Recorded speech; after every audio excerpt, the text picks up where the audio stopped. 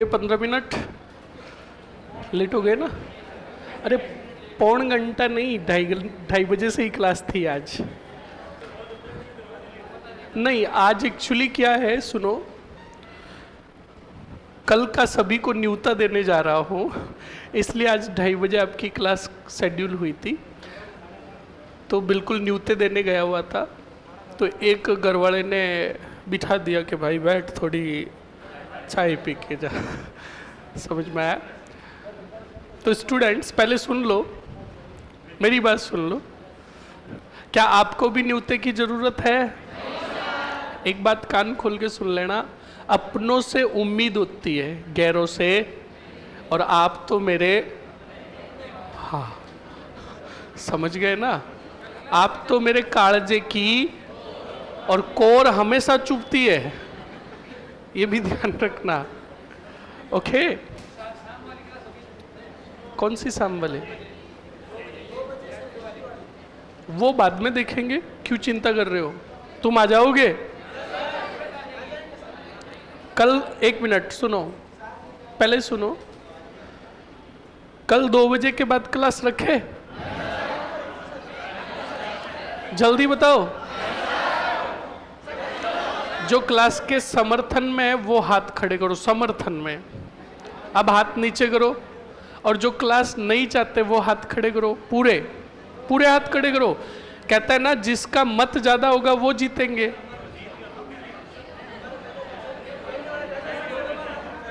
Okay okay, चलो अब ये मैं तय करूंगा होगी या नहीं।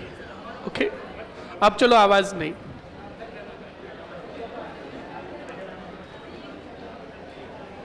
नहीं होगी, चलो अब आवाज नहीं।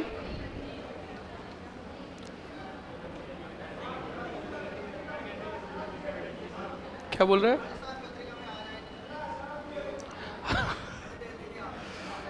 हाँ नहीं, मैंने देख लिया, अच्छे से देख, दुष्टि देख लिया मैंने। हाँ हाँ, वो बिल्कुल अखबार के अंदर थोड़ी वार में मिस्टेक हो गई थी। 5-6 दुष्ट आत्माओं ने मेरे को बोला कि सर हम आ जाए क्या क्लास में? मैंने कहा कहाँ आएगा तू क्लास में? क्या वो स्पेशल क्लास? मैंने कहा वो आज नहीं है, वो कल है। ओके, तो कल आ रहे हो आप? आ रहे हो ना? मेरी बात सुन लो, मैं स्पष्ट कह रहा हूँ स्टूडेंट्स, उधर रण क्षेत्र की मैं भीतर जानकारी बता रहा हूँ, सुन लेना। उधर रण क्षेत्र से दुश्मनों ने संदेश भेजा है कि रण क्षेत्र छोटा पड़ रहा है। क्या पड़ रहा है? और सेना बहुत बड़ी आ रही है। तो कान खोल के सुन लेना, स्पष्ट बोल रहा हूँ, ये बात घर की बात है, किसी को कहना मत।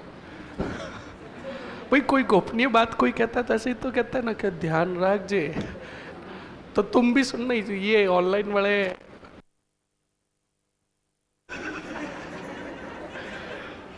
ओके, तो सुन लो, आप सभी को मैं कह रहा हूं, आप मेरे हो, अपने हो, सुन लेना। सेना बहुत बड़ी है। आप अगर चाहते हो कि जैसे मैं आपके सामने बैठा हूं वहीं पर आप मेरे सामने बैठे रहो, 7 बजे पहुंच जाना। बिल्कुल बिल्कुल स्पष्ट कह रहा हूं, वरना सुन लो, बाद में भी तुम्हें बिठाया जाएगा, पर सिर्फ एलईडी पर क्लास चलेगी और आप कहीं और बैठे रहोगे। समझ में आया ना? फिर क्लास स्विचिंग होके चलेगी। इसलिए बोल रहा हूँ, पहले आओ, पहले सीट पाओ। और मैं चाहता हूँ कि मेरे करीब अपने ही रहे, इसलिए ये गोपनीय जानकारी मैंने आपको दे दी है। रजिस्ट्रेशन कर लिया? ईमानदारी का परिचय देते हुए बताओ किस किस ने रजिस्ट्रेशन नहीं किया, ईमानदारी का परिचय देते हुए। तो देखो, सुन लो, कल अगर भीड़ ज़्यादा हो गई और आपने रजिस्ट्रेशन नहीं किया तो एंट्री भी नहीं मिलेगी। क्यों नहीं हो रहा है? इनकी समस्या का समाधान करवाओगे क्लास? जो भी इनकी समस्या आ रही है अभी ब्रेक के दौरान सॉल्व आउट कर देना, ठीक है? हो जाएगा आपका रजिस्ट्रेशन। और कुछ? सर आवाज़ बंद कर दी थी आपने? नहीं, आवाज़ बंद नहीं की थी, वो थोड़ा टेक्निकल इशू भाई। ये आवाज़ बंद क्यों हो रही है? बच्चे कमेंट कर रहे हैं। सेना नायक, सेल चेक करो। हाँ, तो रजिस्ट्रेशन कर लेना स्टूडेंट्स, और मैंने जो कहा वो भी ध्यान रखना, उनको भी लेकर आए। उनको मतलब जो आपके फ्रेंड है।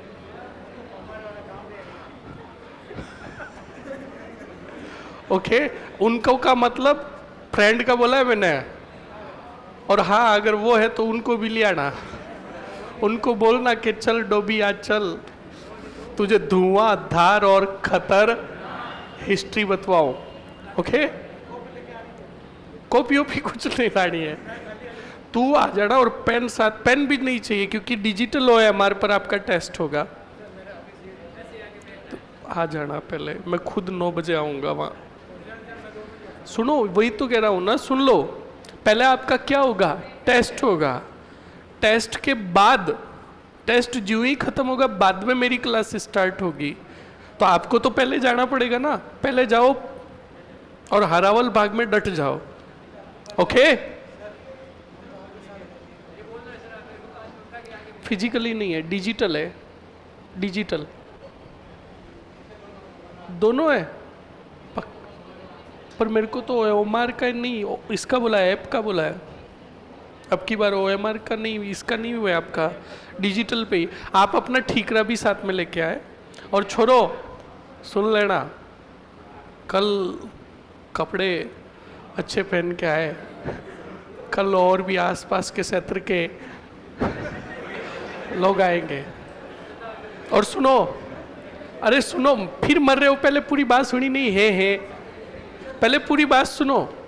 इसलिए बोल रहा हूँ कि कल वहाँ पर निर्मल सर भी आ रहा है, और सबसे बड़ी बात, आपका फोटोशूट भी होगा, उत्कर्ष चैनल पर भी डाला जाएगा, RS उत्कर्ष चैनल पर भी डाला जाएगा, और न्यूज़पेपर में भी फोटो आएगी। तो फोटो फूट रही आनी चाहिए। पापा अगर कहीं पर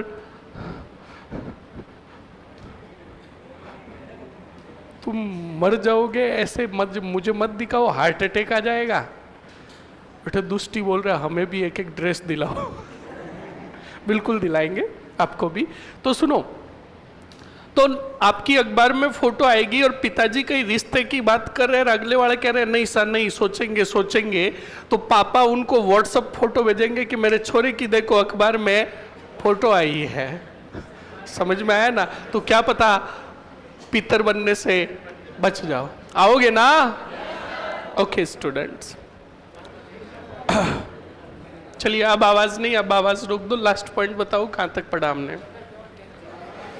अच्छा, खानवा लिख लिया था, और दोनों की युद्ध तैयारी लिख ली थी। अरे लिख लिया ना? ओके, चलो अब सुनो और समझो। सांगा के युद्ध को समझाए, ये खानवा के युद्ध को समझाए क्या? समझाए? चश्मिश खड़ी हो? हाँ आप खड़ी हो। हाँ तो भी खड़ी हो। हाँ तो भी खड़ी हो। हाँ तो भी खड़ी हो।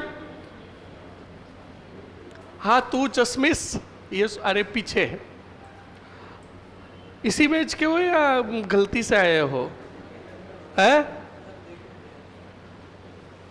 बोलो, इसी बैच के हो? तो फिर रेगुलर क्यों नहीं मर रहे हो? रीजन दो। अच्छा, बैठो मरो। आप? अच्छा, बुखार चला गया वापस? कल वापस आएगा और आपसे मिल के जाएगा और कहेगा 4 दिन और रेस्ट करो और 5वें दिन और आऊंगा मैं। बहाने बनाने में नंबर 1 है। अब क्या करें? इसके थोबड़े से देखो, इसको बुखार आया क्या? हाँ, बैठ जाओ।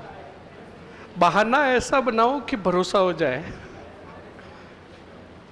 अरे सुनो मेरी बात, मैंने आपको पहले भी कहा है, ध्यान रखना, पहले कह रहा हूं, और अगर दिमाग सटक गया ना तो यहाँ ला के फोड़ूंगा सबके सामने। ध्यान रखना। इसलिए डोंट क्रॉस योर लिमिटेशन। मेरी नजरें कहीं होगी पर निशाना हर एक पे है, इस बात का ध्यान रखें। और फिर यहाँ पे तुम्हारे ऊपर सभी हंसेंगे। वो मोहम्मद गोरी ने दांत निकाले थे तराइन के प्रथम युद्ध में, याद है? हाँ, इसलिए ध्यान रखें इस बात को। रेगुलर आओ मरो।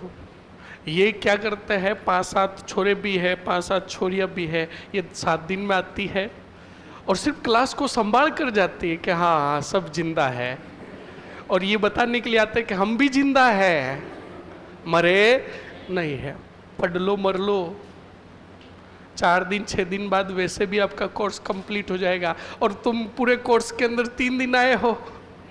अब आज आए हैं, अगले 7 दिन नहीं, लास्ट क्लास के दिन शायद वापस आ सकते कि आज तो विदाई ले ले। अरे रेगुलर आओ।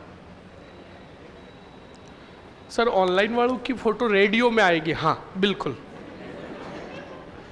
चलो अब आवाज नहीं। सांगा का खानवा का युद्ध समझाऊं आपको? समझाना है? चलो सुनो और समझो। स्टूडेंट, सांगा के खानवा के युद्ध को अच्छे से सुन लेना, इसमें पूरा कंटेंट होगा। चलो बोर्ड पर बताता हूं आपको। देखो, मैंने आपको बताया था कि बाबर ने अपनाई थी तुलुगमा पद्धति। तुलुगमा पद्धति क्या होती देख लो। अपने सैन्य दल को 5 भागों में खड़ा करना। कितने भागों में? 5 भागों में। एक वाम पक्ष, एक इधर का पक्ष, और इधर उसने तोपें लगा रखी थी और इधर भी तोपें लगा रखी थी। इधर गहरी खाइयाँ खोद रखी थी और लकड़ियों के बड़े बड़े गट्ठे जो होते हैं ना, वो इकट्ठा करके रख रखे थे।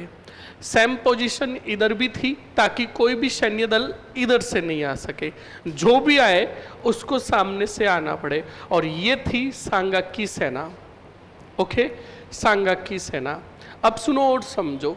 स्थिति बड़ी गजब की कर रखी थी। इधर से तोपे, इधर से भी तोपे और बारूदों का प्रयोग कर रहा था कौन? बाबर। और इधर से सांगा के सभी सैनिकों को लड़ना पड़ता कौन सी पंक्ति से बताओ? प्रथम पंक्ति से। अब सुनो, प्रथम पंक्ति से लड़ते तब प्रथम पंक्ति के सैनिक थकते और घायल होते और मरते, तो यहां से इशारा किया जाता था इस तोप विभाग को, इधर से इशारा किया जाता था इस तोप विभाग को। कहा जाता था थोड़ी देर के लिए बारूद चलाना रोक दिया जाए। फिर ये प्रथम पंक्ति के सैनिक 2 भागों में टूटते। इधर के सैनिक आ जाते और पीछे भाग कर जाते, इधर के सैनिक आ जाते और पीछे भाग कर जाते। अब बताओ कौन सी पंक्ति का नंबर आया? और दूसरी पंक्ति में सैनिक तरोताजा होते और तरोताजा सैनिक आगे किसकी सेना से भिड़ते? सांगा की सेना से। अब सुनो, ये जो सैनिक होते इनमें घायल भी होते और थके हुए भी होते। बाबर पीछे रिजर्व फोर्स लेकर खड़ा था। ये सैनिक पीछे जाते बाबर के पास, बाबर उनका क्या करवाता? इलाज। और इलाज कराकर वापस पीछे उन सैनिकों की क्या बना देता? पंक्ति। अब बताओ, अब दूसरी पंक्ति लड़ रही है, फिर इसका नंबर, फिर इसका नंबर, फिर इसका नंबर और फिर इसका नंबर आएगा, तब तक सैनिकों को आराम भी मिल जाएगा। सही एक नहीं है? घूम घूम कर सैन्य दल के माध्यम से दुश्मन सेना पर अटैक करना, और यही पद्धति कहलाई तुलुगमा पद्धति। बोलो समझ में आया कि नहीं आया? तो अब सुनो, पूरा सैन्य दल लड़ रहा था। तोपों और बारूदों के आगे सांगा के सैनिक अपनी वीरता भी दिखा रहे थे और मारे भी जा रहे थे, क्योंकि आपको पता बारूद के आगे सैनिक धराशायी होंगे।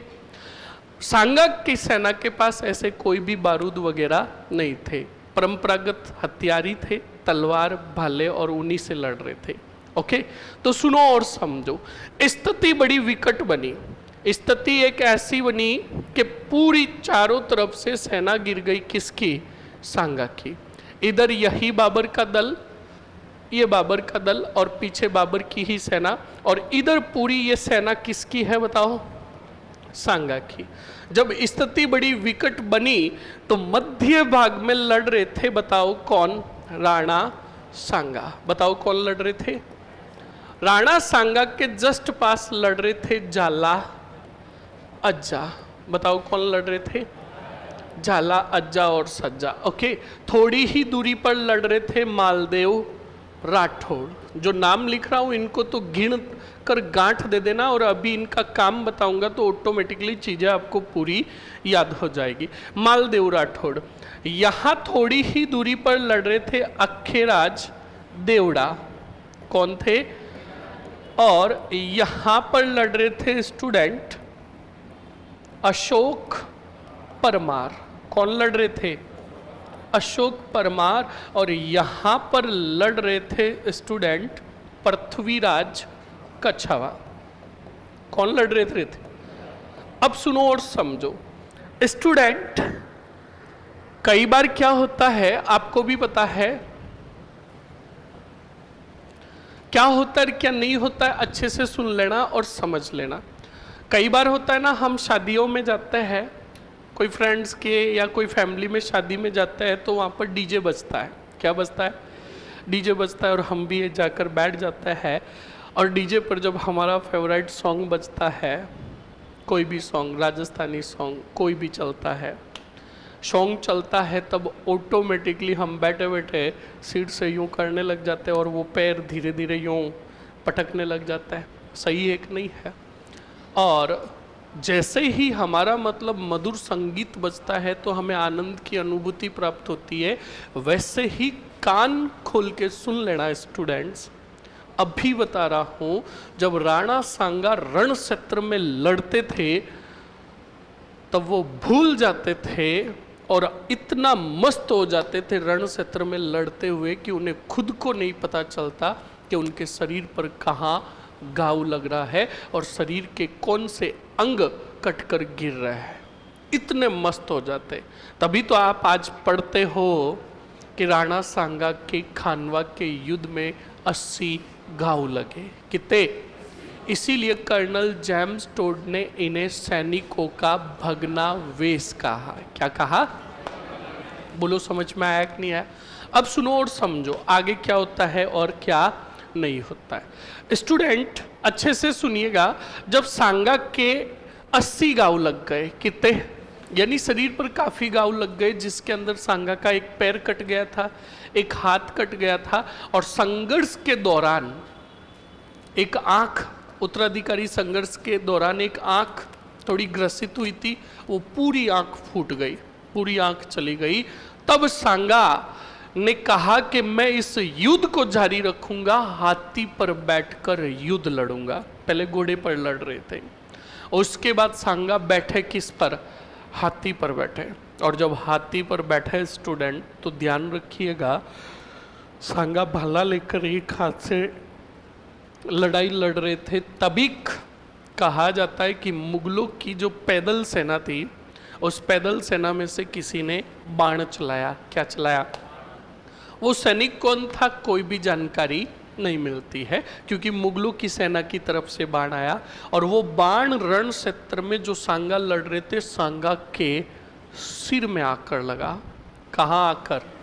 सिर में आकर बाण लगा स्टूडेंट। तभी याद रखिएगा, राणा सांगा वहीं पर रण क्षेत्र में मूर्छित होकर गिर पड़े। सुनो, रण क्षेत्र में हर एक का काम बटा रहता था। अच्छे से देखिए, सांगा के पास जाला लड़ रहे थे। कौन? जाला लड़ रहे थे। और जालाओं का काम एक ही हुआ करता था कि सांगा के यानी राणा के आसपास रहना, और अगर रण क्षेत्र के अंदर राणा के ऊपर कोई खतरा मंडरा है तो उस स्थिति में राणा को वहां से सुरक्षित निकालना। समझ में आया कि नहीं आया?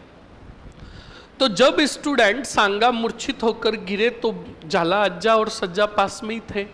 झालाओं को पता चल गया, तो झालाओं ने इशारों ही इशारों में आसपास जो सरदार और सेनानायक और राव लड़ रहे थे उनको मैसेज भेजा, मतलब संदेश भेज दिया। तो बिल्कुल संदेश गया, जो मैंने अब नाम लिखे, मालदेव राठौड़, अक्खेराज देवड़ा, अशोक परमार और पृथ्वीराज कछावा, ये लड़ते लड़ते बिल्कुल आए किसके पास? सांगा के पास। तो मैंने आपको पहले भी कहा या नहीं कहा तो अब सुन लो, रण क्षेत्र में युद्ध कब तक लड़ा जाता था? बोलो, जब तक राजा पकड़ा नहीं जाए, मारा नहीं जाए या भाग नहीं जाए। अगर राजा घायल हो जाता, मारा जाता, भाग जाता या पकड़ा जाता तो उसके बाद उसके सैनिक भाग जाते। तो सुनो और समझो, यहाँ पर मूर्छित होकर कौन गिरे? शांगा। तो सभी सेना नायकों ने कहा कि ये राणा का वाहक जो है वो खली है, किसी को भी राणा का राज चिन्ह देकर इस हाथी पर बिठाओ, वरना सैनिकों को पता चल गया कि राणा घायल हो गए हैं तो सब सैनिक रण क्षेत्र छोड़कर भाग जाएंगे। तो सवाल उठा कि राणा का राज चिन्ह धारण कौन करेगा, राणा बनकर युद्ध को लड़ेगा कौन? तो स्टूडेंट सबने निर्णय लिया, सरदारों ने, और कहा किसको वो कहा? अरे बोलो, किसको कहा? जो शुद्ध गलत है, क्योंकि हमने आज तक वास्तविक इतिहास पढ़ा ही नहीं है, हमें इतना ही पता है। और बिल्कुल टीचर भी आते रहते हैं, धमाधम ठुकाते, झाला अजा। ध्यान रखना, यहीं पर लड़ रहे थे एक चुंडावत। कौन? और उस चंडावत का नाम था रतन सिंह चंडावत। कौन थे? इस रतन सिंह चुंडावत को कहा गया क्योंकि चुंडावत हमेशा हरावल भाग में लड़ते थे। कौन से भाग में? तो रतन सिंह चुंडावत को संदेश भेजा, कहा सभी सरदारों ने निर्णय लिया कि हरावल भाग में लड़ता है चुंडावत और चुंडावतों का योद्धा है रतन सिंह। रतन सिंह चुंडावत को बुलाओ और उन्हें राज चिन्ह धारण करके हाथी पर बिठाओ राणा बनाकर। तो बिल्कुल रतन सिंह अपने सैनिकों के साथ आगे रण क्षेत्र में लड़ रहे थे, तभी इन सरदारों ने संदेश भेजा। रतन सिंह चुंडावत लड़ते हुए इन सरदारों के पास आए। सरदारों ने कहा कि रतन सिंह जी, जल्दी से ये राज चिन्ह धारण करो राणा का और राणा बनकर इस हाथी पर बैठो और युद्ध को जारी रखो और लड़ो, क्योंकि राणा घायल हो चुके हैं और ये बात अगर सैनिकों में फैल गई तो सभी सैनिक रण क्षेत्र छोड़कर भाग जाएंगे। तब रतन सिंह चुंडावत ने सभी सरदारों को हाथ जोड़े, कहा माफ करना सरदारों, मैं ये राज चिन्ह धारण नहीं कर सकता। तो सभी ने रतन सिंह चुंडावत को बड़ी है दृष्टि से देखा। है दृष्टि का मतलब समझते ही हो। तब बिल्कुल सभी ने कहा कि रतन सिंह जी, विकट स्थिति में आप राज चिन्ह धारण करने से मना कर रहे हो और चुंडावत हमेशा हरावल भाग में लड़ता आया है, और तुमने इस स्थिति में जब राणा घायल पड़े, बेहोश पड़े हैं और तुमने राज चिन्ह धारण करने से मना कर दिया, क्या आज चुंडावतों में भय है मौत का या दुश्मन का? तब रतन सिंह चुंडावत ने वापस क्या जवाब दिया, सुनना और समझना। का माफ करना सरदारों, क्योंकि अगर राज चिन्ह मैंने धारण किया तो मैं अपने पूर्वजों का जो वचन है उसको खंडित कर दूंगा। याद कीजिए, चुंडा ने राज सिंहासन छोड़ा कि नहीं छोड़ा?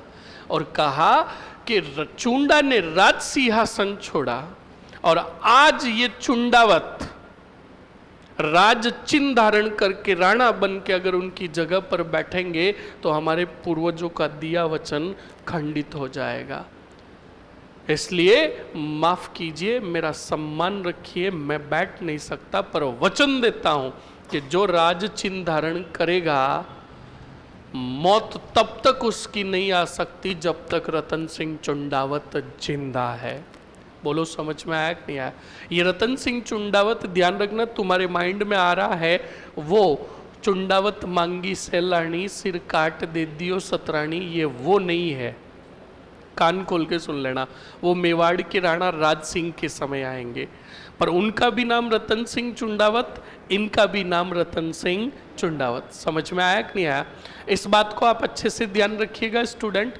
तो ये रतन सिंह चुंडावत की बात जब सरदारों को वास्तविक रूप से पता चली तो सरदारों ने कहा यार बात तो सही है, चुंडा ने राज सिंहासन को त्यागा और आज इन्हीं चुंडावत जी को हम राज चिन्ह धारण करके बिठाए तो इनके पूर्वजों का दिया हुआ वचन टूट जाए, हमें इनका मान रखना चाहिए। तो कहा कि तो ये राज चिन्ह धारण कौन करेगा? तब सबने निर्णय लिया और कहा कि ये राज चिन्ह धारण करेगा झाला अज्जा। कौन? तब कहीं जाकर झाला अज्जा ने ये राज चिन्ह धारण किया। बोलो समझ में आया कि नहीं आया? आया ना? इस बात को हमेशा ध्यान रखिए। अब सुनो, ना तो किताबों ने ये बात लिखी, सही एक नहीं है, और ना टीचरों ने ये बात बताई, तो बताओ वास्तविकता तो सिर्फ किताबों में दबी रह गई। सही एक नहीं है। वरना यहाँ पर देखते हैं तो बिल्कुल चुंडावतों का त्याग और बलिदान देखो। उस चुंडा ने राज सिंहासन तो त्यागा ही त्यागा, उसके पीछे जो चुंडावत हुए, अपॉर्चुनिटी मिली थी राज चिन्ह धारण करने की, अगर वो अपने पूर्वजों के दिए हुए वचन की पालना नहीं करते तो रतन सिंह चुंडावत हाथी पर बैठकर राणा का राज चिन्ह धारण करके, विरुद्ध धारण करके वो खानवा में युद्ध लड़ते। पर ऐसा नहीं किया। किस लिए? अपने पूर्वजों के दिए हुए वचन को पूर्ण करने के लिए। समझ में आया कि नहीं आया? तो इस बात को हमेशा ध्यान रखें स्टूडेंट। मैं हमेशा बच्चों को यही कहता हूं कि हमें इतिहास की उन चीजों को भी जानना है जो सिर्फ तो सिर्फ किताबों में दबी पड़ी है, उनका उजागर होता ही नहीं है। देख लीजिए, मैंने आपके सामने पूछा कि राजचिन्ह का निर्णय किसे धारण करना कहा गया, तो आपने भी यही कहा, झाला अज्जा, क्योंकि हमें पता ही नहीं, इस बात का पता ही नहीं। इस बात को ध्यान रखिएगा स्टूडेंट। उसके बाद झाला अज्जा जब बिल्कुल हाथी पर बैठकर युद्ध को जारी करने का निर्णय लिया, तो पीछे अशोक परमार ने कहा कि हम राणा को यहाँ से सुरक्षित लेकर रण क्षेत्र से बाहर जाएंगे। अशोक परमार के साथ का मालदेव राठौड़ ने कहा हम भी आपके साथ चलेंगे। अखिराज देवड़ा ने कहा हम भी आपके साथ चलेंगे। तो बताओ कितने जने सांगा को लेकर निकलेंगे? तो जब इन तीनों ने कहा, देखो रण क्षेत्र में ये मत सोचना स्टूडेंट कि योद्धा मौत के से डरते थे।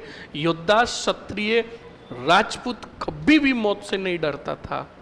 राजा महाराजाओं के समय में कान खोल के सुन लेना, रण क्षेत्र के अंदर हर योद्धा अपनी वीरता दिखाने को आतुर रहते थे। तो देखो इन तीनों ने कहा हम सांगा को लेकर जाएंगे।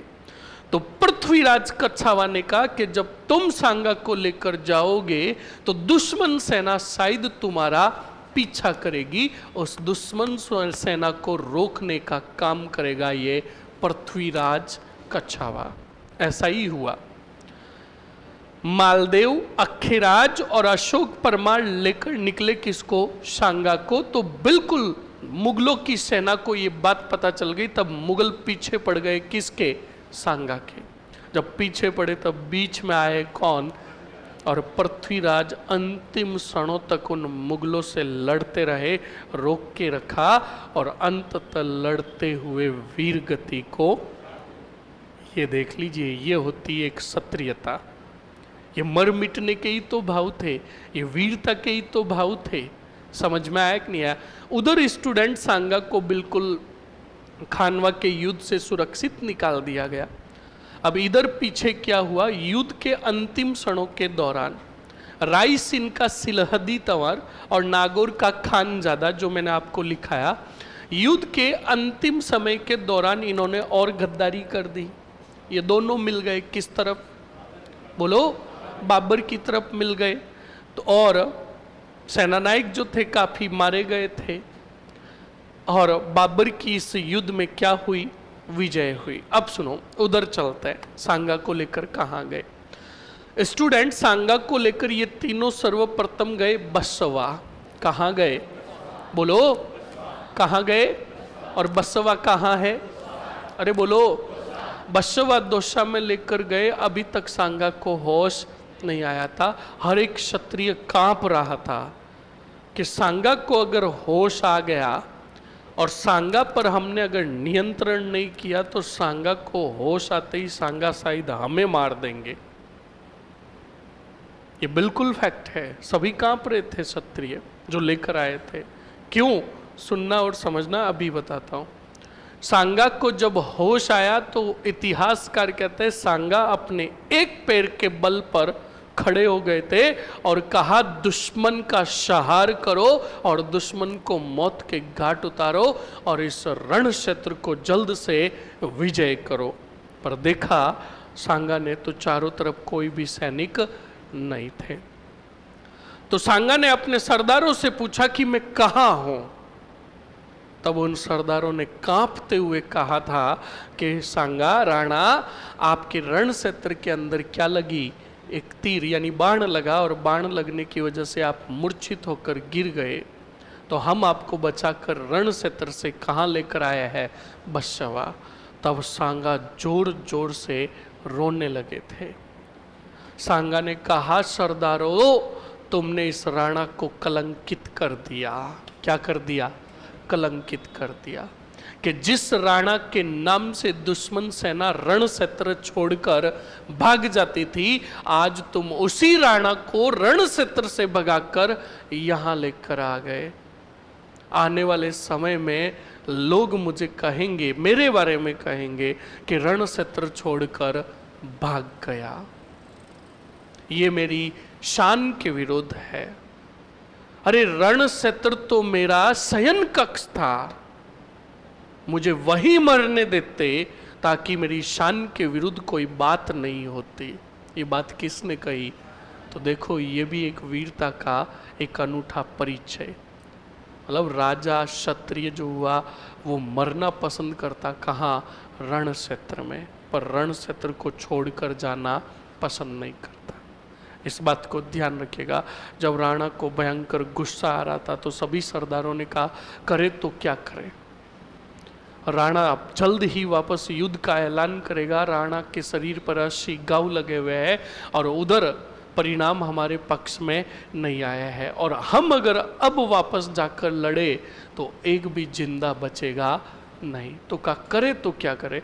तो कहा एक ही ऐसा व्यक्ति है जो सांगा पर नियंत्रण पा सकता है, सांगा को समझा सकता है। आप में से कोई बताएगा वो व्यक्ति कौन? आप में से कोई बताएगा वो व्यक्ति कौन था जो सांगा को समझा सकता था, सांगा उनकी बात सुन सकते थे?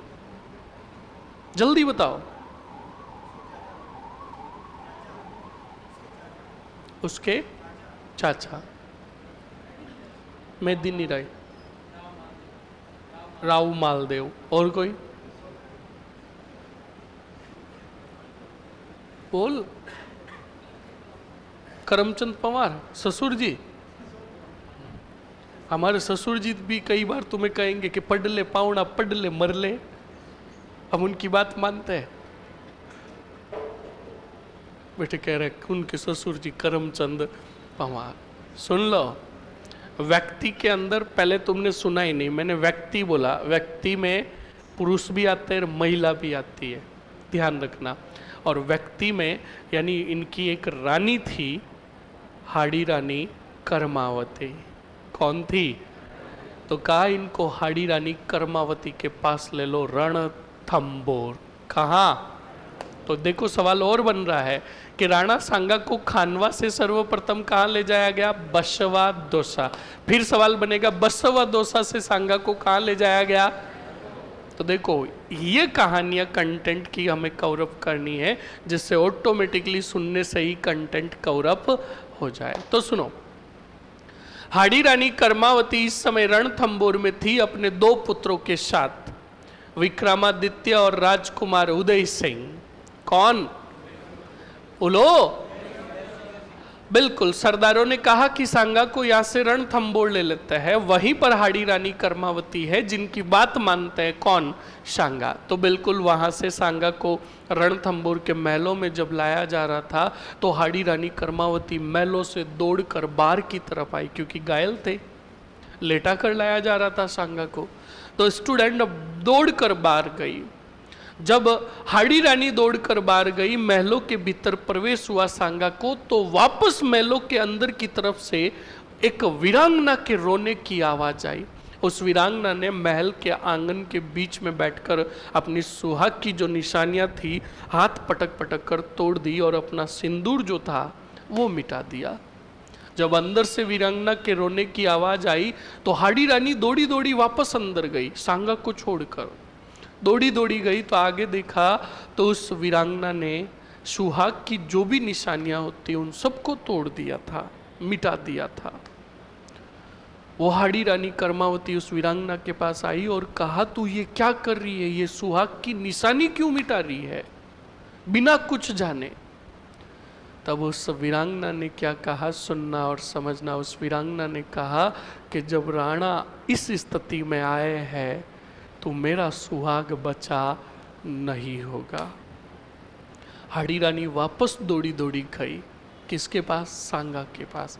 सांगा को जाकर कहा कि उसने अपने सुहाग की निशानियां मिटा दी है राणा जी, आप ही चलकर उसे कहिए कि ऐसी कोई भी बात नहीं है। तो सांगा ने अपने सैनिकों से, सरदारों से उस योद्धा की खबर ली। फिर सांगा ने ही कहा हाड़ी रानी को कि हे हाड़ी रानी, तुझ उस वीरांगना को जाकर कह कि तेरी बात सत्य है। तेरे मतलब उस वीरांगना के बारे में कह रहे हैं। कहा कि उसको जाकर के कि तेरा पति बड़ा वफादार था, स्वामी भक्त था, उसने अंतिम क्षणों तक वफादारी से हमारी तरफ से लड़ा और लड़ते हुए वीर गति को प्राप्त हुआ। मेवाड़ और ये राणा उस तेरे पति की वफादारी और स्वामी भक्ति को युगों युगों तक याद करेंगे। आप में से मुझे बताएगा वो वीरांगना थी कौन और वो योद्धा था कौन, जो हमने आज तक नहीं जाना है। बस धमाधम क्या पढ़ते हैं सुनो, खानवा के युद्ध में सुनो, राजचिन्ह धारण किसने किया? झालाज जाना। सांगा की छतरी कहाँ बनी हुई? के फलानी जगह। बस इसके अलावा हाँ, जिहाद का नारा दिया, बस 4 पॉइंटों में पूरा। हाँ, ठोक ठोक पृथ्वीराज कछावा। ये पालीवाल बेटा इधर इशारा करके कि ठोक ठोक सही है। और कोई? अरे पृथ्वीराज कछावा आमेर का था तो उसकी रानी रणथंबोर में क्या कर रही थी? ये तो लॉजिक लगाओ। जिसको आ रहा है हाथ खड़ा करो।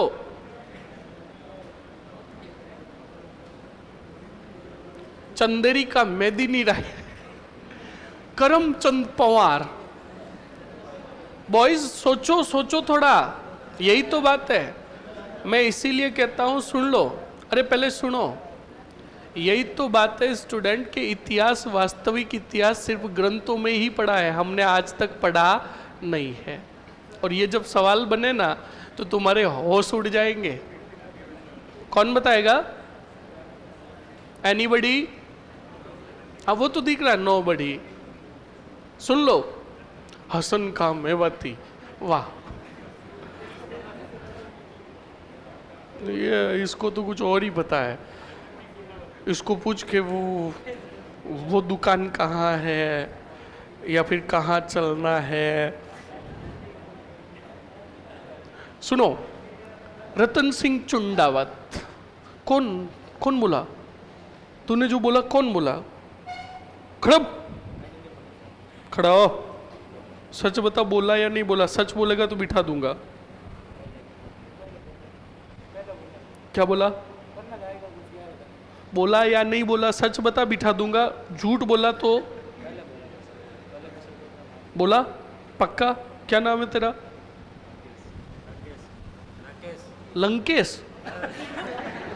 अरे बोल सही। हाँ, ऐसे बोलना। फिर राकेश के लिए क्लैपिंग करो स्टूडेंट। बिल्कुल, इसने उत्तर सही बताया है, बिल्कुल। याद रखिएगा, वो वीरांगना कोई और नहीं जिसका मेवाड़ के इतिहास में स्वर्णिम अक्षरों से नाम लिखा हुआ है, जो राजकुमार उदय सिंह की दाई माँ थी, पन्ना दाई। समझ में आया कि नहीं आया? दाई क्यों लगा? क्योंकि उन्होंने उदय सिंह का पालन पोषण किया। उसका वास्तविक नाम तो पन्ना था। क्या था? हाँ, और पन्ना का पति ही सांगा के तरफ से खानवा के युद्ध में लड़ते हुए वीरगति को प्राप्त हुआ। समझ में आया कि नहीं आया? और तुम्हें यह भी बता दूं कि मेवाड़ के राज चिन्ह में किस किस का उल्लेख है? आप में से कोई बताएगा? मेवाड़ के राज चिन्ह में, मेवाड़ के राज चिन्ह में किसका उल्लेख है? बस वाह, दिमाग पे जोर मत लगाओ, इतना ही चलता है, हैंग हो जाएगा मोबाइल की तरह। और बेटे कुछ तो ऐसे हैं जिनको कोई आइडिया नहीं है, वो भी कर रहे हैं कि उल्लेख तो होना चाहिए, ताकि सर की नजर पड़े तो लगे कि हाँ ये सोच रहे हैं, सोच रही है। बड़े दुष्ट आदमी हो, और तुम्हें एक को भी पता नहीं है तो भी वेट कर रहे हैं शायद। बस आवाज नहीं सुन लो, पहले अपनी आवाज रोको, बताओ। बहुत बढ़िया, इसके अलावा बैठो, बहुत बढ़िया, बिल्कुल सही बताया इन्होंने। एक तरफ राणा का चित्रांकन और दूसरी तरफ भील सरदार का चित्रांकन, बीच में चित्तौड़ दुर्ग और चित्तौड़ दुर्ग पर उगता हुआ सूरज। और ध्यान रखना, पन्नाधाय के पति का नाम था सूरजमल चौहान, सूरज सिंह चौहान या सूरजमल चौहान। और यही सूरज दो चीज का प्रतीक है, एक तो मेवाड़ के राणाओं को इतिहास में हिंदुआ सूरज कहा गया, और दूसरा सूरज सूरज सिंह चौहान। राणा ने कहा था ना कि पन्ना, तेरे पति की स्वामी भक्ति और वीरता और पराक्रमता को ये मेवाड़ और राणा युगों युगों तक याद करेंगे। तो वो राज चिन्ह में जो सूरज है वो ऐसे ही नहीं बनाया गया, उसके लिए कुछ त्याग था, कुछ बलिदान था। समझ में आया कि नहीं आया? इस बात को याद रखिएगा। अब सुनो और समझो स्टूडेंट, वहीं पर लगभग ये समझ लो कि ये युद्ध कब हुआ था, जल्दी से बताओ। 17 मार्च को हुआ। 17 मार्च के बाद यही समझते हैं कि मार्च एंडिंग तक सांगा को लेकर आ गए थे, कहाँ? रणथंबोर। और मार्च से लेकर जब वापस ये जाएंगे तब तक लगभग 7-8 महीने ये कहाँ रहे थे? रणथंबोर में ही, जहाँ इनका क्या हुआ? इलाज। क्या हुआ? इलाज हुआ। अब सुनो, इधर खानवा का युद्ध विजय हो गया। कौन? बोलो। बाबर। बाबर ने युद्ध विजय होते ही सबसे पहले उसने कहा कि यहाँ रण क्षेत्र में जितने कितने भी मेवाड़ी सरदार मरे पड़े हैं, इनका सिर धड़ से अलग किया जाए और सिरों को काट कर एक जगह इकट्ठा करके मीनार बनाओ। तो सिरों की काट कर मीनार बनाई गई, और उसी मीनार पर चढ़ा कौन? बोलो। बाबर। और बाबर ने गाजी की उपाधि धारण की। किसकी? और गाजी का मतलब हिंदुओं का वध करने वाला या काफिरों का वध करने वाला। इस बात को ध्यान रखिएगा। उसने कहा था ना, घोषणा की थी ना कि सैनिकों अगर तुम मेरी तरफ से लड़ोगे तो मैं कर माफ कर दूंगा। उसने तमगा कर माफ किया। कौन सा कर? जो सैनिकों से लिया जाता था। कौन सा कर? बोलो। तमगा कर। अब सुनो, बाबर ने ये युद्ध जीतने के बाद क्या किया और क्या नहीं किया? बाबर ने ये युद्ध जीतने के बाद चंदेरी का मेदिनी राय जो था इस रण क्षेत्र से बिल्कुल चला गया था। बाद में जब परिणाम पक्ष में नहीं आए तो चंदेरी को जीतने के लिए उसने मेदिनी राय पर क्या किया? आक्रमण किया। रणथंबोर में ये बात पता चली किसको? सांगा को। तो सांगा ने कहा हमारी सेना तैयार की जाए, हम चंदेरी के मेदिनी राय की सहायता है तो जाएंगे और दुश्मन से लड़कर अपनी वापस हार का क्या लेंगे? बदला लेंगे। ओके, अब सुनो। तो स्टूडेंट, बिल्कुल यहां से सांगा ने युद्ध का ऐलान किया, सैनिक सभी रवाना हुए। हाड़ी रानी कर्मावती ने विजय का क्या लगाया? टीका लगाया। तो हाड़ी रानी कर्मावती ने विजय का टीका लगाया तो महलों के बाहर सांगा की नज़र पड़ी। तो महलों के बाहर 5 वर्षीय सांगा का पुत्र खेल रहा था, राजकुमार उदय सिंह। कौन थे? 5, हाँ बिल्कुल 5 साल के आसपास थे। तो सुनो, राजकुमार उदय सिंह जी खेल रहे थे। तो राजकुमार उदय सिंह जी को देखा सांगा ने, तो उनके पुत्र थे, तो बुलाया अपने पास उदय सिंह को और अपने एक हाथ से उठाकर, जो पिता का पुत्र के प्रति वात्सल्य प्रेम होता है वो प्रेम लाड किया, दुलारा। और इधर हाड़ी रानी कर्मावती क्या लगा रही थी? विजय का टीका। अब सुनो स्टूडेंट, यही तो वास्तविकता है। तो बिल्कुल जब सांगा के विजय का टीका लगाया गया, हाथ में उदय सिंह थे, कर्मावती के जस्ट पास में खड़ी थी पन्ना। कौन खड़ी थी? पन्ना। तब मेवाड़ के राणा सांगा ने कहा कि जिस प्रकार पन्ना तेरे पति मेरे प्रति वफादार थे, स्वामी भक्त थे, उसी प्रकार मैं तुझे ये भी नहीं कह सकता कि तू मेरे दास की एक दासी है। पन्ना मैं कलेजे का टुकड़ा और इस मेवाड़ का जिस पर मुझे सबसे ज़्यादा भरोसा है, मेरे कलेजे के टुकड़े कुंवर उदय सिंह को तेरे भरोसे छोड़कर जा रहा हूँ, इसका ध्यान रखना। जिस प्रकार तेरा पति वफादार था, तू भी वफादारी और स्वामी भक्ति पर टिकी रहना, मुझे तेरे ऊपर पूरा भरोसा है। तो एक बात बताओ स्टूडेंट्स, पास में तो हाड़ी रानी कर्मावती भी खड़ी थी, उदय सिंह की माँ खड़ी थी, पर सौंपा किसको? पन्ना को। जब पन्ना के सामने उसके पति का क्या किया, जिक्र किया, तो स्टूडेंट पन्ना का जी भराया, पन्ना रोने लगी। सांगा वहाँ से सेना लेकर निकल गए। तब हाड़ी रानी कर्मावती ने उसका मनोबल बढ़ाया कि पन्ना तू रो मत, तू एक नहीं दो दो पुत्रों की माँ है। और ये देख, विडम्बना देख, एक सगी माँ सामने खड़ी, पर राणा को इस सगी माँ से भी ज़्यादा भरोसा तेरे ऊपर है। तो तू उस राणा का कभी भी इस जो तेरे ऊपर भरोसा किया, इस भरोसे को कभी टूटने मत देना। स्टूडेंट्स फिर सांगा गए चंदेरी की तरफ, सेना का जहाँ पर पड़ाव डाला, उसके अगले ही दिन सांगा ने ऐलान कर दिया कि अगली सुबह को हम सेना का पड़ाव उठाएंगे और दुश्मन पर क्या करेंगे? आक्रमण करेंगे। सैनिकों ने कहा कि सैनिक हम कम है।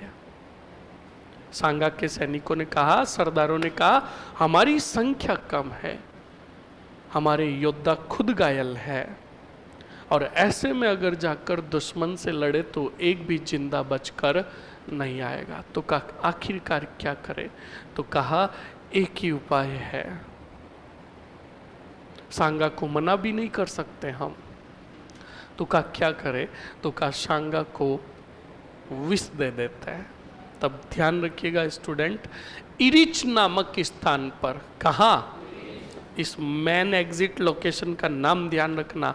इरिच नामक स्थान पर सांगा को क्या दे दिया गया? जहर दे दिया गया। और 30 जनवरी 1528 को कालपी में, बोलो कहाँ? कालपी के अंदर सांगा की क्या हो गई? मृत्यु। अब कालपी से सांगा के शरीर को वापस मेवाड़ की तरफ लाया जा रहा था। तो जब लाया जा रहा था स्टूडेंट, तो कहा जाता है कि जिस दिन लाया जा रहा था शाम हो गई थी, तब तक शरीर लेकर आए थे योद्धा बसवा तक। कहाँ? शाम हो गई, सूरज ढलने लगा। और आपको पता है हमारे हिंदू धर्म की कुछ परंपराएं हैं, शाम के समय और रात्रि के अंदर शरीर को, शव को कभी भी चलाया नहीं जा सकता, खुले आसमान में रखा भी नहीं जा सकता। इस बात को ध्यान रखना, खुले आसमान में हम लेकर भी नहीं जा सकते, इस बात को ध्यान रखना। ये हमारे हिंदू धर्म की कुछ परंपराएं हैं। खुले आसमान में लेकर नहीं जा सकते, रात्रि के समय अंतिम संस्कार भी नहीं होता। तो बसवा में आए, तब तक रात हो गई थी, तो सभी सरदारों ने वहीं पर कहीं आसरा लिया और रुके वहाँ। क्या किया? रुके वहाँ और रुके, और बाद में सुनना स्टूडेंट, अगले दिन यहाँ से वापस रवाना हुए। तो देखो सांगा का शरीर, शव एक दिन कहाँ रुका था? बसवा में। वहीं पर जहाँ पर रुका था, इस घटना की याद में वहाँ पर बनाया गया स्मारक। क्या बनाया गया? स्मारक का मतलब चबूतरा। क्या बनाया गया? और उसके बाद अगले दिन लाया गया मांडलगढ़। कहाँ? और मांडलगढ़ के अंदर सांगा का क्या हुआ? अंतिम संस्कार, जहाँ पर सांगा की क्या बनी हुई है? छतरी भी बनाई हुई है। और ये छतरी जो बनवाई थी अशोक परमार ने बनवाई। किसने बनवाई? ये थे हमारे मेवाड़ के राणा सांगा। कान खोल के सुन लेना, ये युद्ध सिर्फ राजस्थान इतिहास की दृष्टि से ही महत्वपूर्ण नहीं था, ये भारतीय इतिहास के लिए भी बड़ा महत्वपूर्ण था। सांगा की हार के बाद मेवाड़ के जितने कितने भी रियासतें और वहाँ के क्षत्रिय राजा जो होंगे, वो सब मुगलों के अधीन आ जाएंगे। राजस्थान की परंपरा, राजस्थान की संस्कृति, राजस्थान की कला, राजस्थान की शिल्प कला, हर एक पर प्रभाव पड़ेगा मुगलों का। किसका? मुगलों का। समझ में आया कि नहीं आया? इस बात को ध्यान रखिएगा। अब जल्दी से फटाक फटाक से पॉइंट लिख लो। सर आप ऑनलाइन वालों का रिप्लाई नहीं देते। मैं हर एक आकाश हर एक का रिप्लाई देता हूं, पर सुनना ऑनलाइन वालों, मैं रिप्लाई कब दूंगा? जब समझा कर फ्री होऊंगा तब। जब मैं हर एक का कमेंट देखने लग गया तो फिर समझाऊंगा कब? तो इस बात का ध्यान रखें स्टूडेंट, जब मैं लिखाता हूं ना तब आप कमेंट करा करें, ताकि मैं आपके कमेंट को देखकर आपका उत्तर दे दूं। इस बात को ध्यान रखें। आकाश वापस बता क्या पूछ रहा था? तो आप लिखो तब तक। महत्वपूर्ण बिंदु ही लिख रहे हैं ना, लिखो जल्दी से। महत्वपूर्ण बिंदुओं के उसी आगे प्रोसेस में लिखो,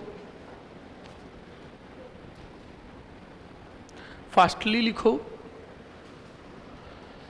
लिखो सांगा जब खानवा के युद्ध में घायल हुए,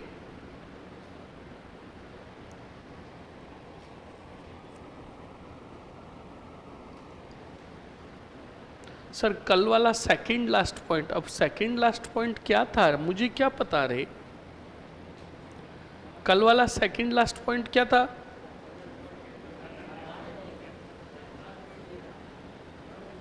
सबसे लास्ट में तो ये लिखाया था कि कर्नल जेम्स टोड ने के अनुसार खानवा के युद्ध में सांगा की तरफ से कितने 7 प्रथम श्रेणी के राजा, 9 राव और 104 सरदार लड़े थे। इसके अलावा हाँ, और इसके पहले हमने लिखाया था सांगा की तरफ से भाग लेने वाले राजा, और वो तो आपने लिख लिए थे। ओके, अब लिखो जल्दी से आगे। लिखो सांगा जब युद्ध में घायल हुए,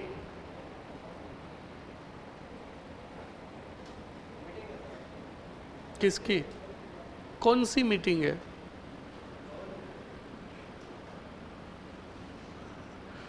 लिखो जल्दी से। घायल हुए तब सांगा के सिर से मुकुट धारण, सांगा के सिर से मुकुट धारण, के सिर से मुकुट धारण किसने किया?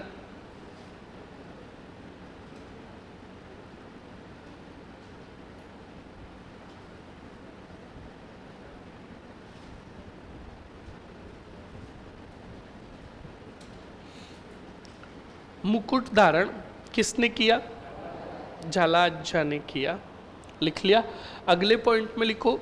अब बताओ जल्दी से बताओ, सांगा को घायल अवस्था से लेकर कौन कौन निकले थे? मालदेव राठौड़, अक्खेराज देवड़ा और अशोक। और एक पॉइंट याद कीजिए, अशोक परमार को खुश होकर सांगा को जब होश आया तब सांगा ने खुश होकर ऊपर माल बिजोलिया या विजयावली की जागीर प्रदान। और बताओ यही पॉइंट मैंने वहाँ पर लिखाया कि नहीं लिखाया? बहुत खूब, लिखो जल्दी से, बड़े होशियार हो तुम। लिखो जल्दी से, लिखो।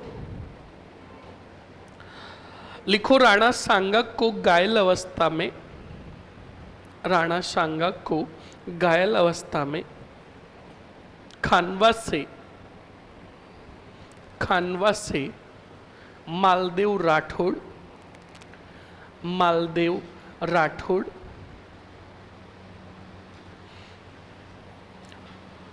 अशोक परमार व अक्खेराज देवड़ा लेकर गए,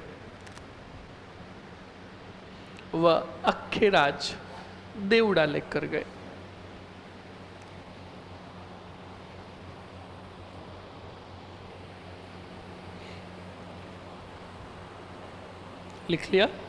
ओके, अक्खेराज देवड़ा लेकर, रुक जाओ, लेकर सर्वप्रथम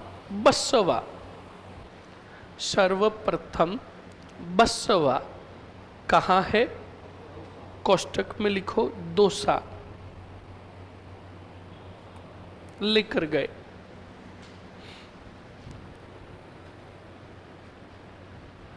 लिख लिया? नेक्स्ट लिखो स्टूडेंट, नेक्स्ट लिखो स्टार और नोट लगाकर,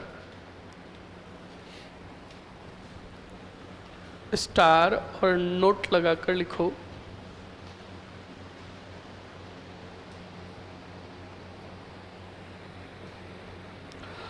लिखो स्टूडेंट, सांगा को बसवासे, सांगा को बसवासे कहाँ ले जाया गया?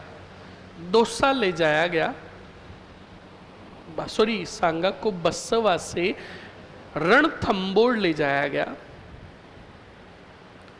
रणथंबोर ले जाया गया, जहां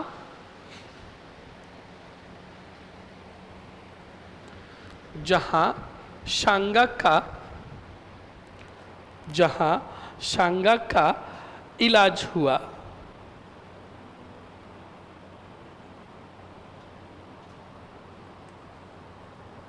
इलाज हुआ, लिख हुआ, हाँ हुआ। आगे बढ़ो, अगले पॉइंट में लिखो स्टूडेंट, लिखो जल्दी से। बाबर ने युद्ध विजय के पश्चात, बाबर ने युद्ध विजय के पश्चात, युद्ध विजय के पश्चात बताओ किसकी उपाधि धारण की? बोलो, बिल्कुल लिखो, गाजी की उपाधि धारण की।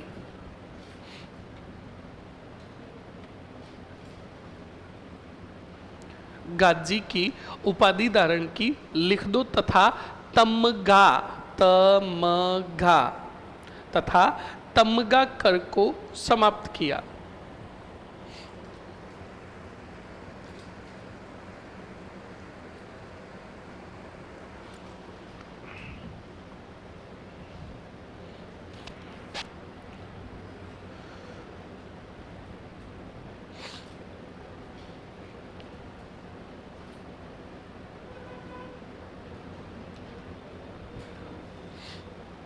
लिख लिया? अरे लिख लिया ना? हाँ, एक भाई सवाल पूछ रहा है, सर आपने पृथ्वीराज छिछोदिया के बारे में बताया कि उनकी रानी ताराबाई थी। ठीक है, ताराबाई के नाम पर गढ़ बीटली दुर्ग का नाम ताड़ागढ़ रखा, मगर वो तो उस समय ना तो मेवाड़ के राजा थे और ना ही अजमेर के। फिर उन्होंने अजमेर दुर्ग को कब जीत कर उसका नाम ताड़ागढ़ रख दिया? अब सुनो और समझो। अरे राजा वो तो नहीं थे, पर उनके पिता राणा रायमल तो थे, और रायमल के समय अजमेर किसके अधीन था? मेवाड़ के अधीन था। किसके? मेवाड़ के अधीन था, और मेवाड़ के अधीन था तो इसका मतलब पृथ्वीराज तो वहां पर जा सकते हैं। समझ में आया कि नहीं आया? अब सपोज करो हमारे पिताजी ने थोड़ी जमीन बाहर ले ली, तो हम वहां पर गए और उसी जमीन पर 25-50 का प्लॉट जो था वहां पर एक अच्छा सा घर बना दिया और उसका नाम अपनी रानी के नाम पर रख दिया, अपनी लुगाई के नाम पर रख दिया। छोड़ो, ये गलती करना ही मत। अगर उसके नाम करा दिया और कल अगर 19-20 हो गई तो रोड पर सोना पड़ सकता है, इसलिए सावधान रहे, सतर्क रहे। अब आगे मैं कुछ नहीं बोलूँगा, क्योंकि ये वीडियो अगर मेरे घर पहुँच गया तो मैं धर्म संकट में फंस जाऊँगा, है ना। मतलब 100 बातों की एक बात सुनो। तो अब वहाँ पर हमने घर बना दिया और उसका कुछ नाम रख दिया किसी के नाम पर, तो अब ये थोड़ी कहेंगे कि ये हम तो राजा ही नहीं थे, कब प्लॉट ले लिया, कब कर लिया। अरे मतलब मेवाड़ का साम्राज्य और साम्राज्य का राजा उसके अधीन है, तो वो चीज़ उसी की हुई भाई। ओके, ध्यान रखे। लिखो, इतना दिमाग तो मैथमेटिक्स में लगाता तो आज पक्का कोई इंजीनियर होता। हिस्ट्री में अपना दिमाग बिल्कुल भी नहीं लगाया। मैंने कहा ना, हिस्ट्री पढ़ी जाती है विद्वानों के अनुसार और तथ्यों के आधार पर। हम नहीं कह सकते कि ऐसा क्यों हुआ, क्यों नहीं हुआ। नो, लिखो जल्दी से। क्या लिखा आपने? तमगाकर को समाप्त कर दिया? अरे कर दिया ना। अब बताओ, सांगा फिर यहां से किसकी सहायता हेतु जाएंगे सेना लेकर? चंदेरी के मेदिनी राय। तो लिखो, सांगा रणथंबोर से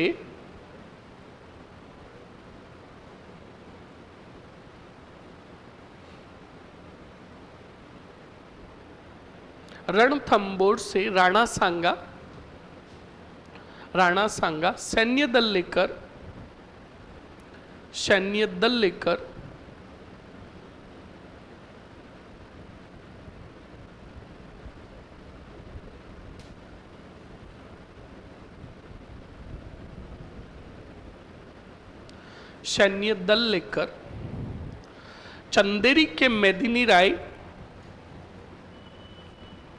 चंदेरी के मेदिनी राय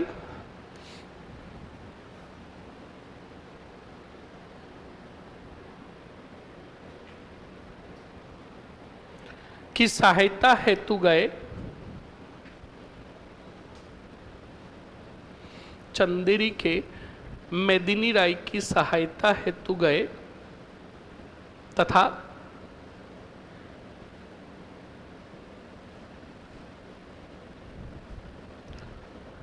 इनके सैनिकों ने इरीच नामक स्थान पर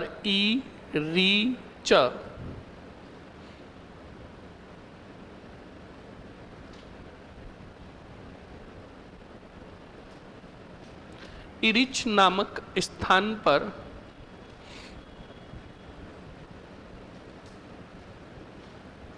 विष दिया।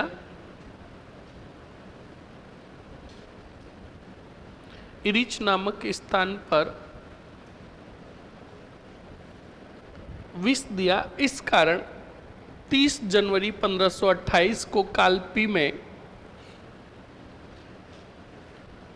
में सांगा की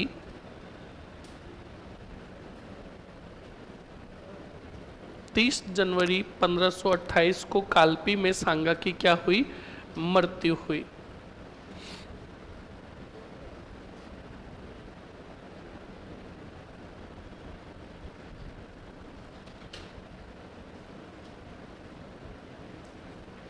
लिख दिया, आगे बढ़ो।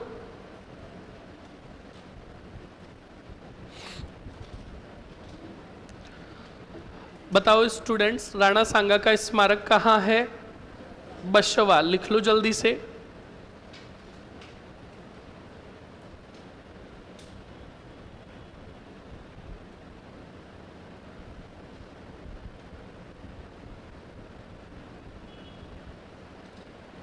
स्मारक लिख दो, बशवा दोसा, और फिर अगले पॉइंट में लिखो सांगा का अंतिम संस्कार, सांगा का अंतिम संस्कार व छत्री।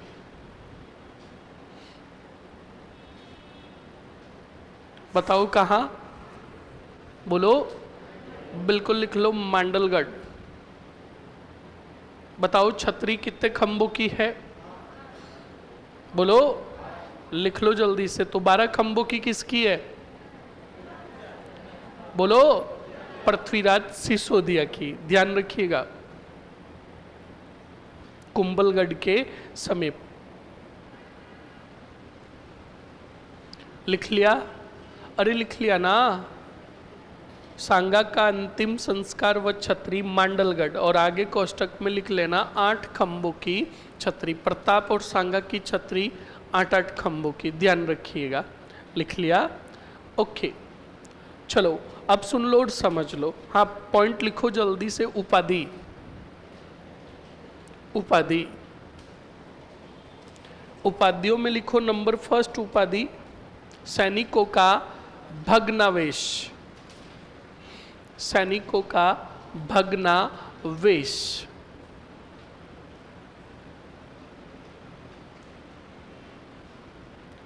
सैनिकों का भग्नावेश लिख दिया। अगले पॉइंट में लिखो सैनिकों का भग्नावेश के साथ, ये किसने कहा? कोष्टक में लिखो कर्नल जेम्स टॉड।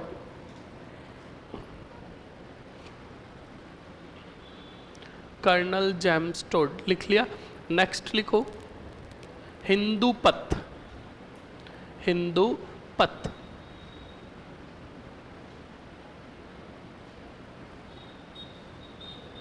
हिंदू पथ लिख लिया? अरे लिख लिया ना। ओके स्टूडेंट, ये हो गई उपाध्याय सांगा की, और ये हो गया पूरा ए से लेकर जेड तक पूरा राणा सांगा कंप्लीट ना। अब सुनो स्टूडेंट, आप में से मुझे कौन बताएगा कि राणा सांगा के बाद मेवाड़ का राजा कौन बना था? एक हाथ खड़ा है, दो हाथ खड़े, तीन हाथ खड़े, चार हाथ खड़े, पांच हाथ, छह हाथ, सात हाथ। हाँ ठीक है, विक्रमादित्य। और कोई और कौन बताएगा? ये देखो, विक्रमादित्य के बताने के बावजूद भी हाथ खड़े हैं, तो कुछ सस्पेंस है। पीछे पीछे कौन? बनवीर। टूपा दे दूंगा, इसलिए कहता हूं क्लासे रेगुलर लो, मरो। ऑनलाइन ली, फिर ऑफलाइन बैच क्यों लिया? पैसे ज्यादा थे, तो फिर गलत बात है ना ये। कौन बताएगा? बता। नयन कभी तो रिकॉर्ड तोड़ यार। ये कह रहा है मैंने अगर रिकॉर्ड तोड़ने स्टार्ट कर दिया तो पिछले वाले एक भी नहीं बता पाएगा। बताओ। रतन सिंह कौन बने? कान खोल के सुन लेना, कौन बने? हाँ, इधर विक्रमादित्य कौन बोला था? विक्रमादित्य के पहले राजा बनेंगे रतन सिंह, जो 3 वर्षों तक क्या करेंगे? शासन। यानी सुन लेना, सांगा के पुत्रों के बारे में बता देता हूं। सांगा के पुत्र थे भोजराज। कौन थे? बोलो। ये भोजराज कोई और नहीं, मीराबाई के पति थे। कुछ इतिहासकार कहते हैं ये खातोली के युद्ध में मारे गए, और कुछ कहते हैं ये खानवा के युद्ध में मारे गए। चाहे खानवा में मारे जाओ, चाहे खातोली में मारे जाओ, जानकारी ये मिलती है कि सांगा के जीते जी भोजराज की क्या हो गई? मृत्यु। उसके बाद बड़े पुत्र, मतलब जो बड़े नंबर में जो आए, उनका नाम था रतन सिंह। क्या नाम था? बोलो। तो सुनो, जब रतन सिंह का राजा बनना तय था तो ये बात सांगा के पहले की है। मतलब अभी जो मृत्यु हुई ना, और बसवा मैंने बताया ना, रणथंबोर में थी कौन? हाड़ी रानी कर्मावती। तुम्हें सवाल पूछना चाहिए, पर तुम सभी मूर्ख हो। तुम्हें पूछना चाहिए कि सर राजधानी चित्तौड़ थी, तो हाड़ी रानी कर्मावती रणथंबोर में क्या कर रही थी? भले ही हमें क्या करना, क्या कर रहे थे। समझ में आया ना? अब सुनो उसके पीछे की कहानी। ये जब सांगा जिंदा थे तो एक दिन सांगा दरबार में बैठे थे, दरबार खत्म हुआ, गए तो उनसे हाड़ी रानी कर्मावती मिली, और हाड़ी रानी कर्मावती ने कहा, हे राणा, आपके बाद नो डाउट राजा बनेंगे रतन सिंह। कौन बनेंगे? मेरे भी कितने पुत्र हैं? 2, विक्रमादित्य और उदय सिंह। और मैं नहीं चाहती कि आपके बाद कोई लड़ाई टंटे हो, इसलिए आप एक काम करो, जीते जी मेरे पुत्रों के लिए अपने ही हाथों से कोई जागीर दे दो। मैं ये नहीं कह रही कि मेरा पुत्र राजा बनेगा, पर जागीर तो मेरे पुत्रों को भी चाहिए। तो बिल्कुल सांगा ने कहा, आपकी बात सही है, पर इसका निर्णय हम बड़े दरबार में रतन सिंह के समक्ष ही लेंगे। तो बिल्कुल अगले दिन दरबार लगा। दरबार में कुंवर रतन सिंह भी बैठे थे। भरे दरबार में सांगा ने कुंवर रतन सिंह को कहा कि रतन सिंह जी, आपको हमारे बाद राणा बनना है। राणा का काम और पद तुम्हें ही मिलेगा। तुम्हारे भाई है विक्रमादित्य और उदय सिंह। अगर आपको कोई ऐतराज नहीं हो तो हम उन्हें रणथंबोर का सूबा यानी जागीर देना चाहते हैं। इसमें हम आपकी अनुमति और आपकी राय जानना चाहेंगे। तब रतन सिंह ने उस समय इतना अच्छा जवाब दिया, और जब मैंने किताब में पढ़ा तो स्टूडेंट मुझे गर्व हुआ किस पर? रतन सिंह पर। हालांकि बाद में तो इनके भी कारनामे गजब के होंगे, पर इन्होंने जवाब जो दिया बड़ा अच्छा जवाब दिया। क्या जवाब दिया? सुनना और समझना। कहा, हे मेवाड़ के राणा, आप मेरे पिता हो, और जब तक पिता जीवित है पुत्र का कोई भी अधिकार नहीं कि वो अपने पिता को कोई राय दे। आपने जो निर्णय लिया वो मेरा निर्णय, आपको जैसा उचित लगे आप वैसा निर्णय लीजिए। मेरी पूछने की मतलब अनुमति की जरूरत नहीं है। बिल्कुल सही है स्टूडेंट, पिता के जीते जी पुत्र कैसे निर्णय ले सकता है? तो बहुत अच्छा जवाब था। तो बिल्कुल बड़े खुश हुए कौन? रतन से, सॉरी, सांगा, और सांगा ने बिल्कुल रणथंभौर की जागीर किसको दे दी? विक्रमादित्य और उदय सिंह को। तो हाड़ी रानी कर्मावती सांगा के समय ही अपने दोनों पुत्रों को लेकर रवाना हुई किधर? रणथंभौर। तब हाथ जोड़े हाड़ी रानी कर्मावती ने सांगा को, कहा एक और एहसान कर दीजिए राणा जी, हमारा छोटा है कुंवर कौन? उदय सिंह, और विक्रमादित्य भी बड़े तो है, आप एक काम करो, मेरे भाई जो है आपके सेना नायक है, आपके यहाँ काम करते हैं। कौन? सूरजमल हाड़ा। कौन? बोलो। का सूरजमल हाड़ा जो है आपके दरबार में काम करता है और युद्ध विद्या में वो बड़े निपुण है, तो मेरे भाई को मेरे साथ भेज दो ताकि वो अपने दोनों भाणजों को और हमारे पुत्रों को अच्छी युद्ध की शिक्षा देते। तो सांगा ने कहा आप सूरजमल को भी ले जाओ। कहाँ? रणथंभौर। इस वजह से हाड़ी रानी कर्मावती कहाँ थी? रणथंभौर में। इसी वजह से बसवा से सांगा को चित्तौड़ नहीं ले जाकर कहाँ ले जाया गया? वरना सही देखे तो बसवा से सांगा को कहाँ लेकर जाना चाहिए था? चित्तौड़, पर कहाँ लेकर आए? रणथंभौर। अब सुनो और समझो, अब आगे टू बी कंटिन्यू। स्टूडेंट, ये बात जो आगे मैं बता रहा हूं ये सांगा के समय की बता रहा हूं। सांगा के समय एक बार क्या हुआ, कुंवर रतन सिंह, बोलो कौन? कुंवर रतन सिंह जी एक बार अपने कुछ एक सैनिकों को लेकर राजधानी के बाहर घूमने गए। कहाँ गए? घूमने गए। एक जगह पर अपने सैनिकों सहित पड़ाव डाले बैठे थे, तो बाहर गए। रतन सिंह ने अपने सैनिकों को कहा तुम यहीं पर रहो, हम थोड़ा आसपास घूम कर आता है। तो रतन सिंह जी घूमने गए तो एक मंदिर था। क्या था? वो मंदिर देखा, और उस मंदिर में गए तो उसी मंदिर के अंदर उन्होंने अति सौंदर्यवान और एक रूपमती राजकुमारी को देखा। अब उस मंदिर में गए तो उस अति सौंदर्यवान और रूपमती राजकुमारी को देखा, सिर्फ देखा ही था, और वो राजकुमारी भगवान की पूजा अर्चना करके चली गई।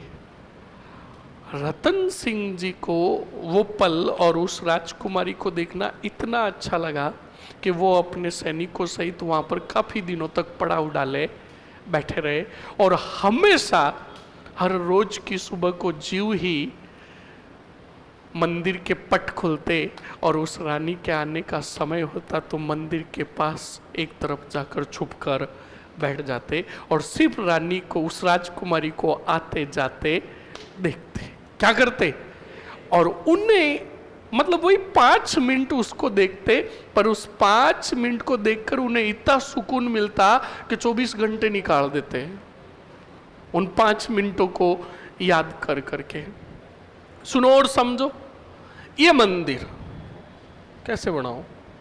हाँ, ये मंदिर, ये झंडा, ये मंदिर की सीढ़ियां।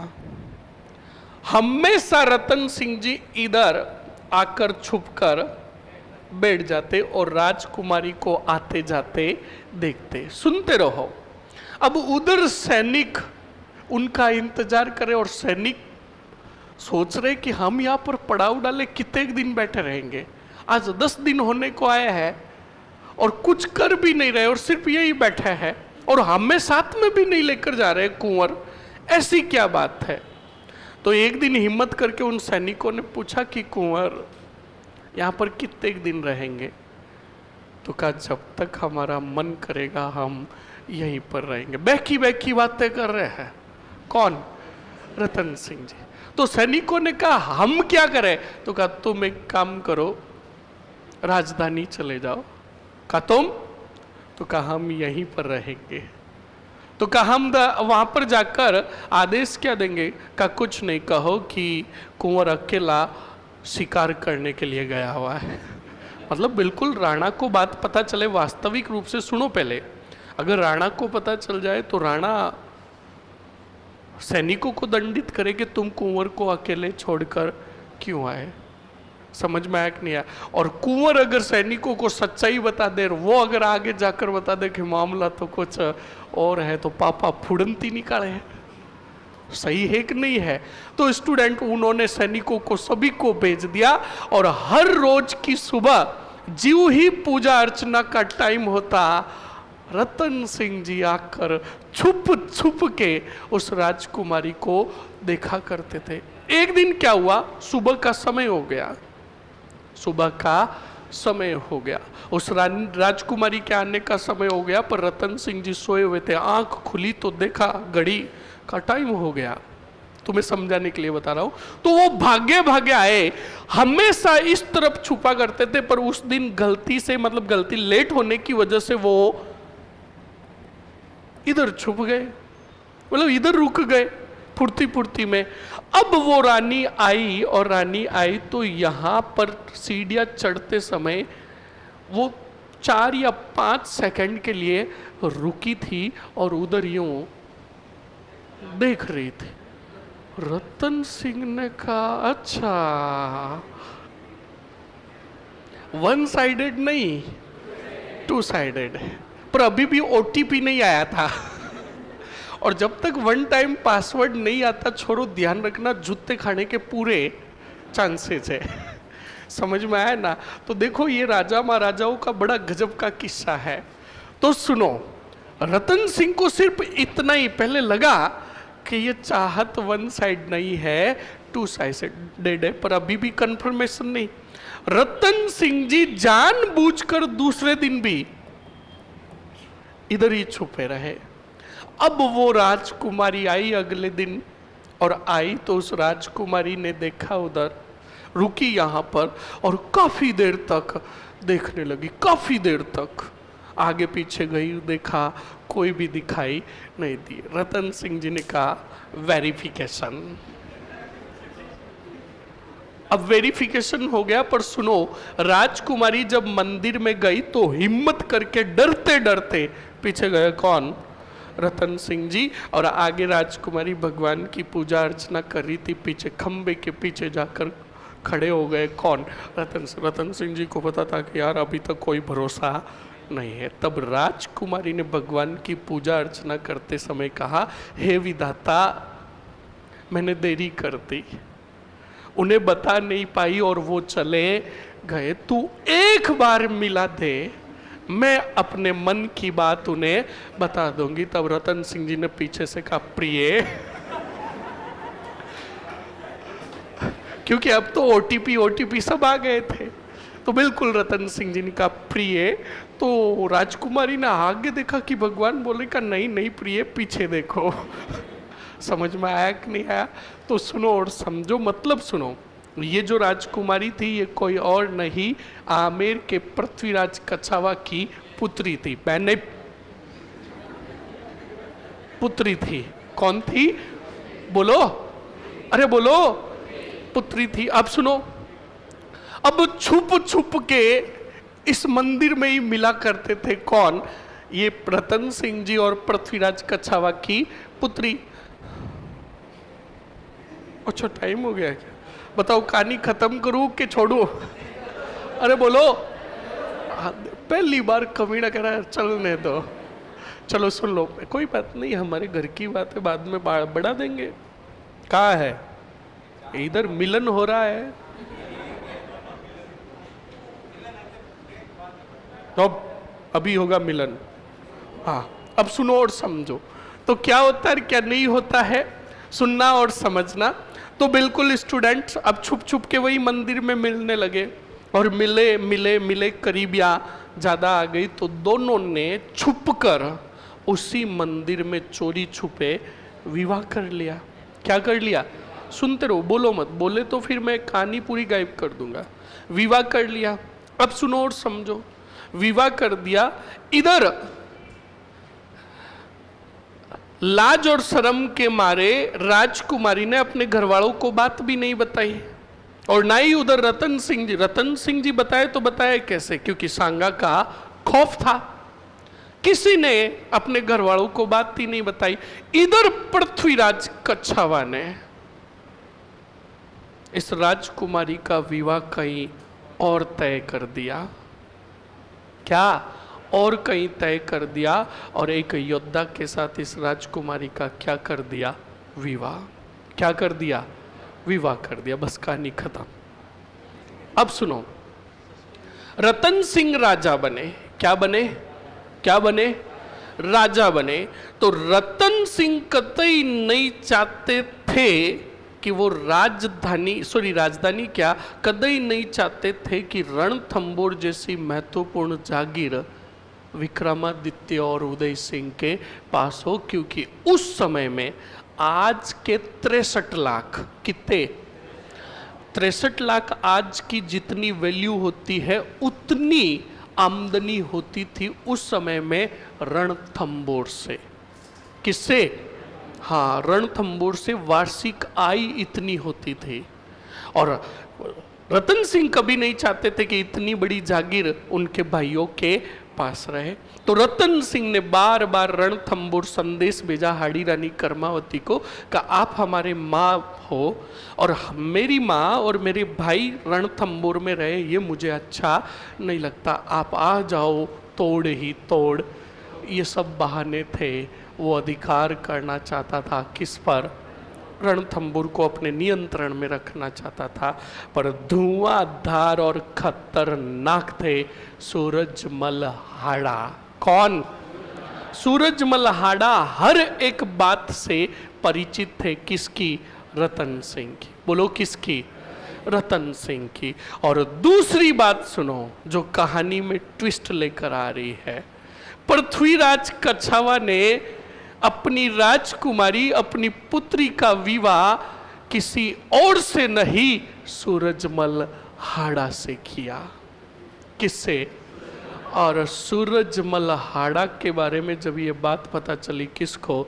रतन सिंह को। तो रतन सिंह ने कहा, अंजलि, अरे अंजलि क्या कहा? याद है? जब पता चला कि उसका विवाह सूरजमल हाड़ा के साथ हुआ तो कहा कि ये मैं कभी होने नहीं दूंगा। पर ले गया था कौन? सूरजमल हाड़ा। आगे क्या होगा क्या नहीं होगा? 7 मिनट हुए हैं, 15 मिनट जोड़ लो, 23-22 होते ही यहाँ पर आ जाना, वरना कहानी गायब। जल्दी आओ।